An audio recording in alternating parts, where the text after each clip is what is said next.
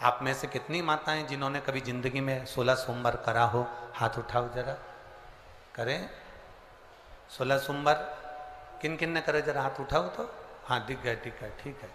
और जितने लोग आस्था चैनल पर सुन रहे हैं, जितने लोग फेसबुक यूट्यूब पर कथा सुन रहे हैं, जितने लोग इस पवित्र भूमि पर छिंदवाड़ा की पावन शिव महापुराण की कथा श्रवण कर रहे हैं, हम आपसे पूछना चाहें, आपने 16 सोमवार का व्रत करा, 16 सोमवार का उद्यापन करा, 16 सोमवार का नियम लिया, 16 सोमवार की पोथी पढ़ी, 16 सोमवार की कथा पढ़ी, 16 सोमवार पे चूरमा बनाया, किसी ने 3-3 बार व्रत करा, किसी ने बेलपत्री का करा, किसी ने चूरमे का करा, किसी ने मिश्री का करा। बोलो सही है? करा लोगों ने। पर जितने लोग आस्था चैनल पर कथा सुन रहे हैं और जितने लोग इस फेसबुक यूट्यूब पर कथा सुन रहे हैं और जितने छिंदवाड़ा की पवित्र भूमि पर कथा सुन रहे हैं, हम इनसे पूछना चाहते हैं,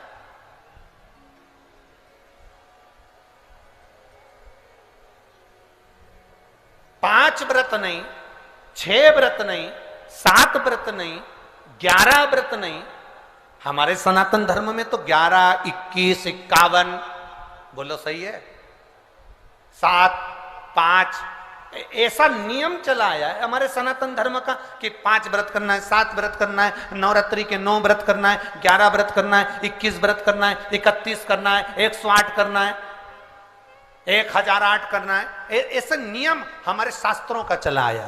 फिर आखिर 5 व्रत नहीं, 7 व्रत नहीं, 6 व्रत नहीं, 4 व्रत नहीं, 3 व्रत नहीं, 16 व्रत का नियम कहां से आया?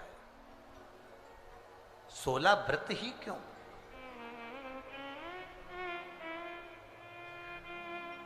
पंद्रह नहीं, 14 नहीं, 13 नहीं, 12 नहीं, 11 नहीं, कितने? 16। 16 व्रत का नियम कैसे? ये कहां से आ गया 16 व्रत का नियम? कोई आपसे पूछ सकता है, आपके घर के बच्चे कह सकते हैं, मम्मी, ओ माँ क्या कर रही हो? माँ ने कहा, बेटा मैंने 16 सोमवार के व्रत उठाए। 16 सोमवार के व्रत उठाए? हाँ। क्या करती है उसमें?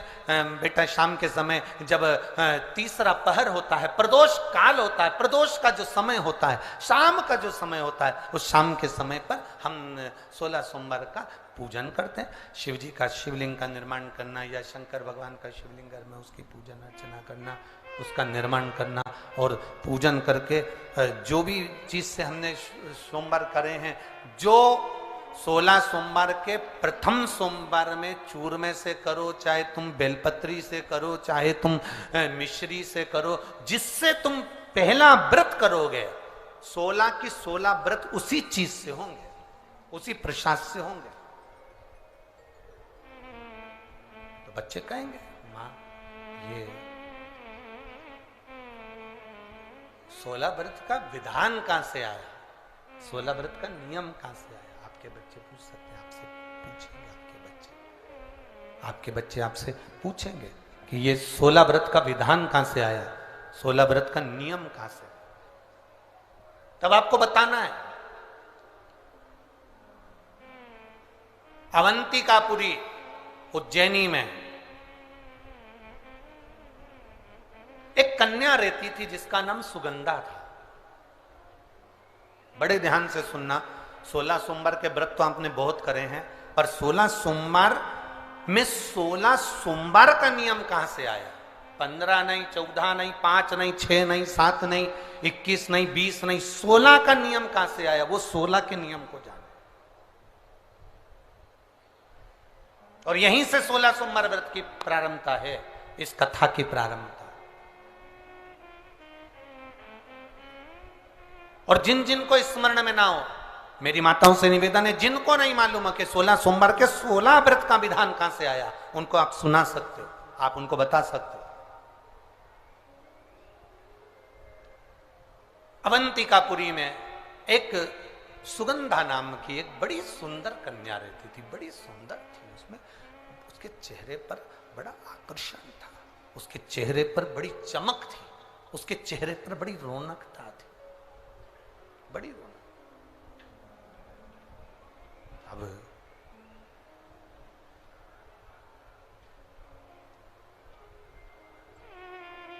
उसकी माता सुगंधा की जो मां थी,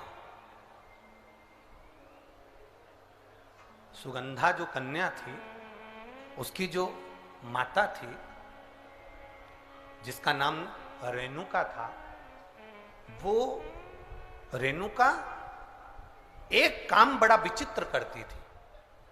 किसी भी देवालय में जाती थी, किसी तीर्थ में जाती थी, किसी मंदिर में जाती थी, किसी शिवालय में जाती थी, किसी तीर्थ स्थान पर जाती थी, पुष्प साथ में ले जाए ना ले जाए, प्रसाद साथ में ले जाए ना ले जाए, सोना चांदी दान करने के लिए ले जाए ना ले जाए, पैसा धेला कहीं चढ़ाने ले जाए ना ले जाए, वो एक इत्र की शीशी में रुई को भिंगो कर एक डब्बी में भरकर लेकर जाती थी। और उसका कि वो रुई, वो कपास, वो जो इत्र लगा हुआ जो पदार्थ, जो इत्र लगी हुई जो रुई है, उस रुई को, उस कपास को भगवान के दरवाजे पर, चौखट पर उसको लगा कर आती थी। ये रेणुका का नियम था, ये सुगंधा की मां का नियम था।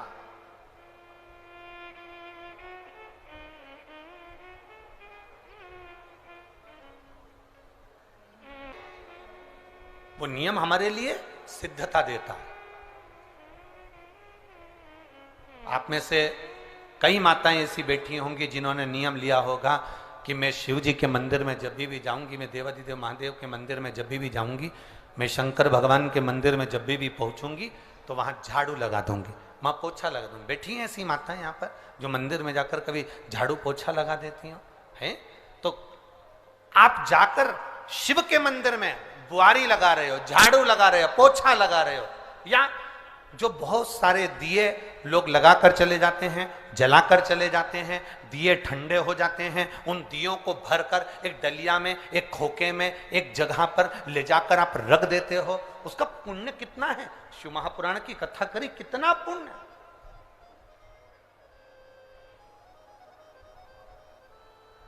गुरु नानक देव जी ने तो अपने शिष्य वाले से कहा था, गुरु नानक देव जी अपने शिष्य से कहते हैं, संत शिरोमणि में भी शिरोमणि परम पूज्य गुरु नानक देव जी अपने शिष्य बाले से कहते हैं, बाले सुन, भंडारा करने वाला भंडारा करे, लंगर करने वाला लंगर करे, चखने वाला चखे, करने वाला करे। अगर भूलवश भी बाले, अगर कोई भूलवश भी उस लंगर के स्थान पर से मात्र एक गीला कपड़ा कर कर, एक पोछा कर कर, एक बुआरी सवारनी कर कर अगर निकल भी जाता है तो वो अपनी जिंदगी के कई दुखड़ों को समाप्त कर जाता है। गुरु नानक देव जी कह रहे हैं बाले से।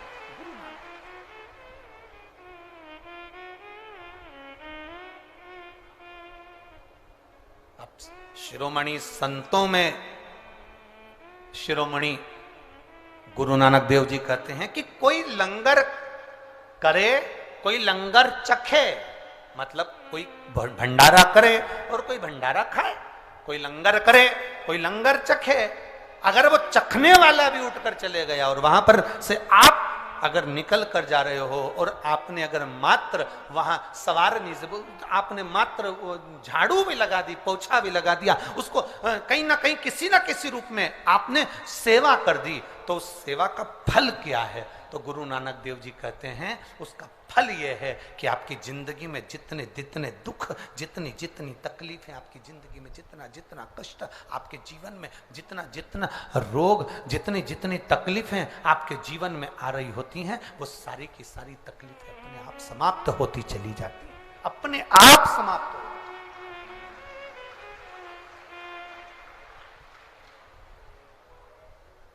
अब रेणु का नियम था, एक इत्र की शीशी में से इत्र निकाल लेती थी, उस इत्र को रेणु का वो भगवान की जो चौखट थी, भगवान का जो द्वार था, भगवान की जो दरवाजा था, भगवान का जो द्वार था, भगवान की जो चौखट थी, उस चौखट पर उसको लगा देती रेणु का। उसका फल क्या मिला?